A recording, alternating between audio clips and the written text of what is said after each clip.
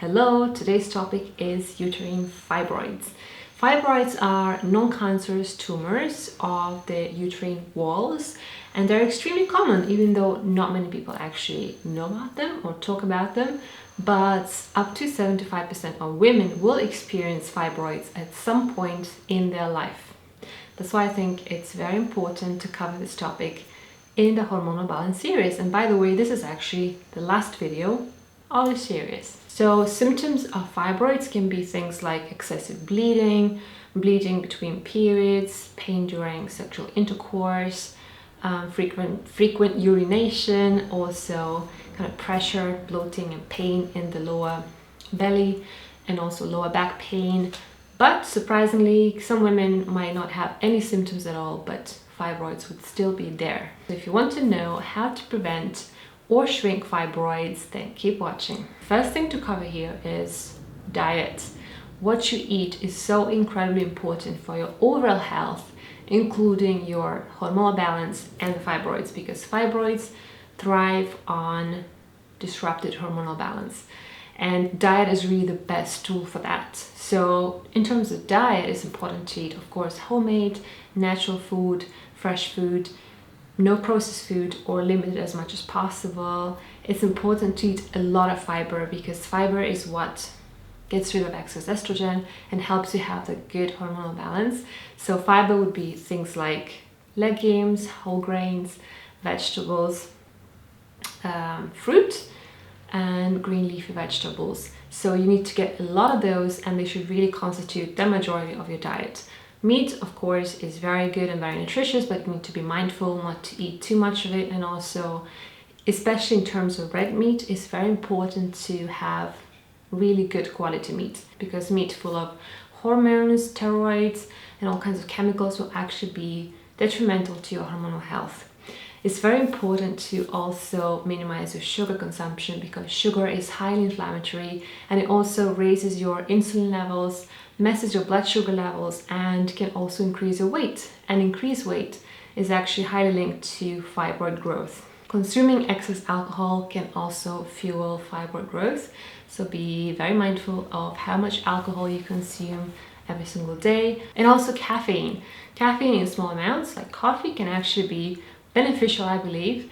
However, so many of us try to make up for too much stress and too much fatigue by consuming too many stimulants such as coffee throughout the day, and that can be really bad for your hormonal health. The next most important thing to look into is your hormonal balance, because when your hormones are out of balance, that's really when fibroids grow, and they mostly grow in your 30s and 40s, which is when you're most likely to become estrogen dominant, because that's when progesterone production starts reducing, but estrogen is still high. So I actually made a video about that, about estrogen dominance, what it is, how to diagnose it, and another video about how to treat estrogen dominance, so definitely check them out. It's very important to raise progesterone levels if they are too low as well, and that's, as I said, also very common, especially from the age of 40. I made a video about this topic, and this and any other relevant video, I'll leave it linked down in the description box, so just open it up. Now, talking about supplements or herbs that can be really helpful when it comes to fibroid shrinking and preventing, the first thing, the start to mention, is Vitex herb, also called Chase Spray. It's incredibly effective. It's the first thing I would personally try if I had fibroids. It really helps improve the production of progesterone and also balance the levels of estrogen. So if you are estrogen dominant, it's fantastic. The next supplement that can really help if your estrogen levels are high is DIM. But one thing to mention here is that you really need to get your levels checked before trying it, because if your levels are already normal or even on the lower side, you can actually send them seriously too low with the supplement. This supplement is not to joke with, it's really potent, so make sure that you check your levels before trying. And DIM is derived from cruciferous vegetables, which, by the way, are incredibly healthy for you in order to shrink fibroids. So things like broccoli, cauliflower are incredibly good for you. The omega-3 fats are very, very good for shrinking fibroids. but I'm personally not a fan of fish oil or cod liver oil, EPA, DHA oils. I think that we can get enough of them from fish, from seafood, of course, wild, freshly caught from clean oceans and seas, and things like flax seeds that have plant-based omega-3 version. Also B vitamins, but again, I'm not a fan of B complexes or any B vitamins, apart from maybe B6. And B6, by the way, is very, very important for progesterone production. So definitely something to look into. But overall, if you want to get more of B vitamins, the best sources to get them from food are bee pollen and liver, especially beef liver. Another incredible food source of all the nutrients that can help you shrink fibroids is blackstrap molasses. I mentioned it in so many videos already, but it's because it's truly a nutritional powerhouse. It's so helpful. It's one of the main natural remedies, really. If you look on any forums or articles, you will see it mentioned pretty much anywhere because it's extremely helpful. And then another thing to look into is natural progesterone cream. I would personally not try it before trying Vitex, but if after 6 months of Vitex your progesterone is still too low, then there is the option of natural progesterone cream, especially if you are closer towards menopause or if you're already in perimenopause. It can actually be extremely helpful. Another thing to look into is liver cleansing herbs, because liver is what gets rid of any excess unnecessary estrogen, so it's very important to have good liver function for that reason and many other reasons, but here we're talking about excessive estrogen, so it's really helpful. And in terms of those herbs, there are things like milk thistle, which is probably the most famous one and is really effective. My personal favorite is this supplement from Planetary Herbals called Buplerum.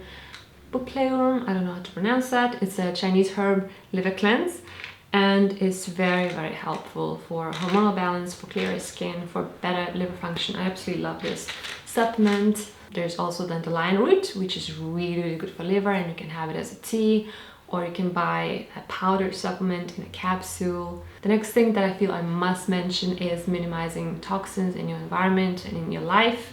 So switching to natural makeup, skincare, hair care, body care, natural cleaning materials, natural laundry detergents, everything around you. Also natural fabrics as much as possible, or even organic cotton if it's available and affordable where you are.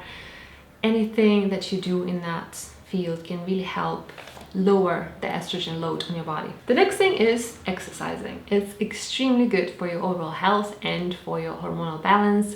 It helps you reduce cortisol levels, it reduces inflammation, reduces blood pressure, which by the way is linked to fibroid growth as well. So exercising is so good for you for so many different reasons. And studies have shown that women who exercise the most are the least likely to grow fibroids. However, it's important not to overdo. Just as always, moderation is key, so make sure you don't overtrain. Birth control pills are actually very much linked to fibroid growth as well. So if you're currently still taking birth control pills, definitely consider switching to a more natural birth control method. I've made a video about the birth control method that I use personally, which is called the fertility awareness method. I also made a video about the dangers of birth control pills. They're just so evil for so many different ways, but if you are fibroids, it's extremely important to get off them. And one final remedy that has been mentioned in literally every single source I found is castor oil packs. Apparently castor is very helpful for shrinking fibroids. And castor oil packs are also very well known for their liver cleansing abilities. All you need to do is just soak flannel in castor oil, place it on your lower abdomen, and then cover it with a cling film, put a hot water bottle on top of it, and then cover with a towel to trap the warmth in, and stay like that for an hour. It's recommended to do it 3 to 4 times a week for a month, or as long as necessary until your symptoms go away. And that's supposed to really help. So here we go. These are all of the natural remedies that can help you prevent or shrink uterine fibroids. I really hope that you found this interesting and helpful. As I said, this is the last topic of the Hormonal Balance series. I hope that you enjoy this series. If you haven't watched the previous ones, they will all be linked down in the description box. Thank you so much for watching this video, and I'll see you in the next one.